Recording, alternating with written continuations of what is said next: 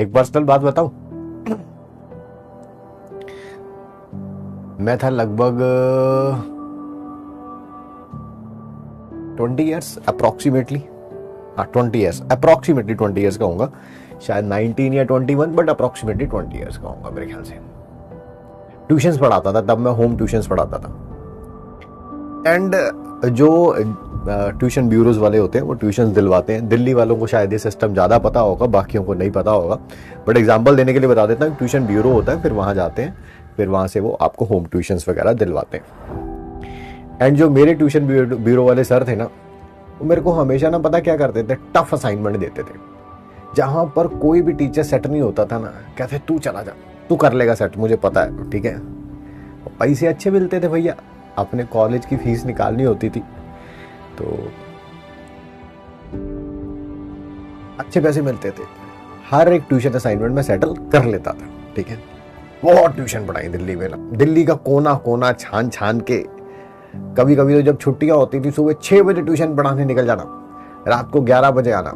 और तो और छोड़ो, कभी कभी पूरी रात पढ़ाना, कि रात को 8 बजे निकलना, सुबह 8 बजे आना। यस, पूरी रात, है ना, नाइट आउट पे बच्चा पढ़ रहा है, ट्यूशन पढ़ रहा है हमसे। तो चलो ऐसा चलता रहा।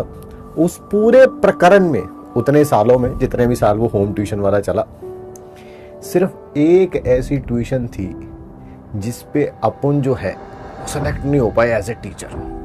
मेरी ईगो को बड़ा धक्का लगा यार। Although I was very young, but मैंने कहा नहीं यार, ऐसा नहीं हो सकता।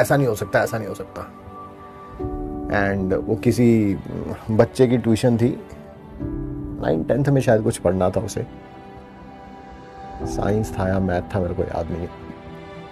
जब मेरे को पता चला, मैं गया अपने ट्यूशन ब्यूरो वाले के पास, मैंने उसे बोला, लड़का भी बड़ा हट्टा कट्टा था, मतलब कि होता है ना वो बहुत बिग ब्रॉड, 10th में ही जिनकी जो है पूरी फुल ग्रोथ हो चुकी होती है। तो मुझे जब पता चला फ़ोन पे, मैंने सर को बोला, ट्यूशन ब्यूरो वाले सर को, बत्रा सर था उनका नाम, मैंने कहा सर मैं आ रहा हूँ आपके पास, पहले बैठ के बात करते हैं। मैं गया, वहाँ पे बैठा, कह रहा तू घबरा क्यों रहा है, टीचरों की पता नहीं 10-10, 15-15 ट्यूशनों के बाद एक ट्यूशन सेटल होती है, तेरा तो आज तक रिकॉर्ड ही इतना अच्छा है, तू घबरा क्यों रहा है। मैंने कहा नहीं, ऐसा कैसे हुआ कि ये ट्यूशन मेरे हाथ से छूट गई, ठीक है।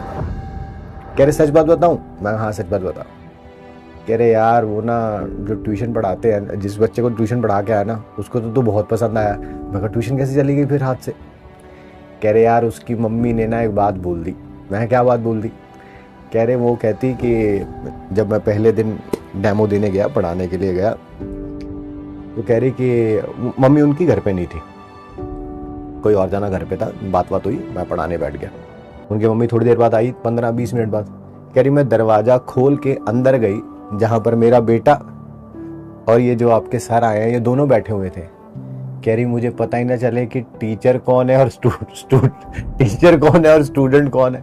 He looks very young and I was very young. भैया यंग थे तो यंग लगेंगे ही लगेंगे। कह रही सर हमें इतने भी ना यंग टीचर नहीं चाहिए। तो देख रहे हो तो ट्यूशन कैसे चली गई हाथ से। कह रही जी टीचर बहुत यंग लगता है जी।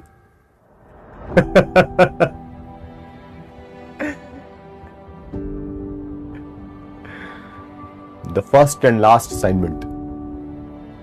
चलिए आइए, उसके बाद से क्या चेंज लाया मैं अपने आप में। 20 साल में दाढ़ी तो आती नहीं थी, बट जितनी भी आती